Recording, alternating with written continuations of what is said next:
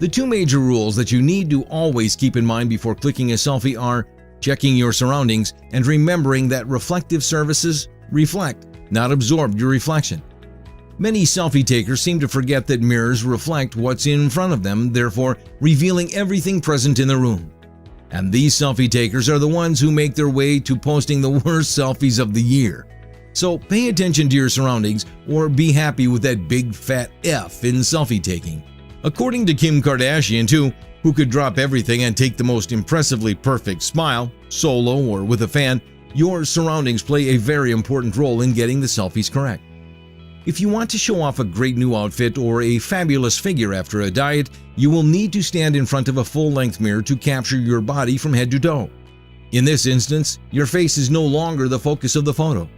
Obviously, you would want to take full body shots in a clutter-free space.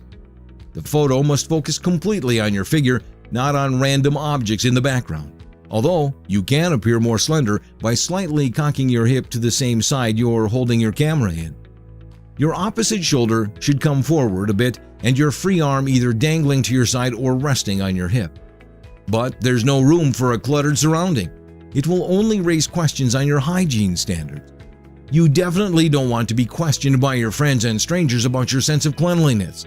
Don't give the audience any opportunity to misjudge you. You must consider the background of your picture. The best selfies have more than just a face. There's something interesting to look at in the background too. Whether you take your selfie inside or outdoors, check around you first to see what's going on in the background. Position yourself so that you're in front of the background you want people to see. Without any doubt, nature always makes a great background. In the spring and summer, you can pose in a small wooded area or near a blossoming bush of flowers if you need a quick and easy backdrop. In fall, you can capture the color of the changing leaves in the background, and in winter, capture the majesty of ice and snow. But be careful and wary of selfies in rainy seasons. You wouldn't want to damage your expensive camera or cell phone. If they're waterproof, then go ahead. Also, lend them to your friends for a fee if that's what you're thinking. If nature is not your thing, you could stay indoors and take a selfie in your room. Tidy things up first though. You could also display something interesting in the background as long as it's not distracting. For instance, if you love to read, then a bookcase or stack of books would be a good backdrop. A movie poster with a lot of different people on it could be distracting, however. Watch out for photo bombers. The standard culprits include younger siblings, crying children, and dogs taking a bathroom break on the lawn behind you. Before you snap your selfie, take a quick look around to make sure that no one and nothing is lurking in the shadows, waiting to ruin your moment. Of course, if a photo bomber still manages to sneak into your selfie, you can always retake the photo after the intrusion leaves. Just make sure to check the background thoroughly before you upload your newest selfie. Sometimes photo bombers actually add to the selfie. Don't discount a picture just because it has your sibling or your pet in it. Their goofy faces mixed with your serious one could make it much more interesting a picture, but not something that you wanted to click. You want to make your social media friends laugh? Go ahead and post this picture. The best way to avoid retakes is to remove the photo bomber by using an image manipulation program, or just cropping your image using your smartphone's built-in image editing features. Again, ensure that you have the surroundings proper for your selfies. Things you need to check for in your surroundings are avoiding strange objects behind your head, avoiding accidentally revealing things you don't want to show, using blank walls as backgrounds, taking test photos to validate the background. The next important thing to look at in your surroundings is lighting. Pay attention to good lighting. Having a solid light source is an essential part of taking any kind of photograph, and selfies are no different. Photographer and style blogger Candice Lake has stated, "There is nothing worse than having a huge shadow cast over your face. So, when you're in doubt, face directly into or away from the sun. If it's the middle of the day and the sun is high, the shadows can look like bags under your eyes. The golden hour to shoot a photo is during sunrise or sunset when the light is low and the most beautiful. If you're inside your room, you must find a window. Having nice, natural sunlight streaming in will make for a good selfie. Another thing you could do is take a piece of white paper and hold it underneath your chin, which creates a natural bounce of light, illuminates the face, and also reduces the double chin effect. The perfect lighting will highlight your features and make you look more attractive.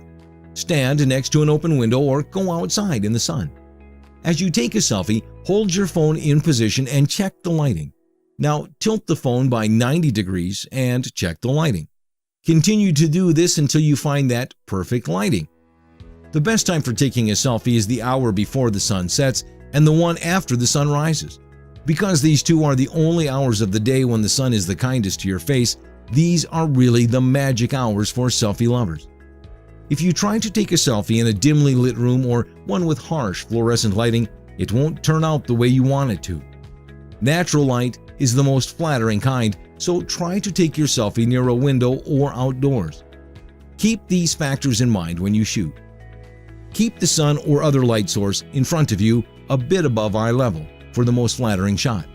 The light will brighten and soften your features rather than casting harsh shadows across your face. If it's off to the side or behind you, your features could appear shadowy or distorted. Consider using a thin curtain to diffuse sunlight or a single light source. It makes the light softer and more flattering. It gives the impression of smoother, softer facial lines so that your smile appears more attractive. Natural light renders colors more faithfully than artificial light, but you can use artificial light to fill shadows. If you don't have the best lighting, most modern digital cameras have some automatic color correction to make up for it. Don't use your flash if you can help it. It'll create a forehead glare, distort your appearance, and possibly give your selfie the red eye effect. Stay away from fluorescent lights. They're your enemies. While there's no bigger ego booster than the glow of golden hour before sunset, it's important to know how to counteract unflattering low light. One trick is to hold a white napkin or paper towel near your face to neutralize the flash of your camera when you're taking a selfie. If you don't believe us, ask Kim. It really works. When in doubt, use flash, especially when it's post-sunset. You don't want to try your hardest to pose right and pout well only to have your face or dress obscured. It can be partial or complete depending on how disastrous the selfie was.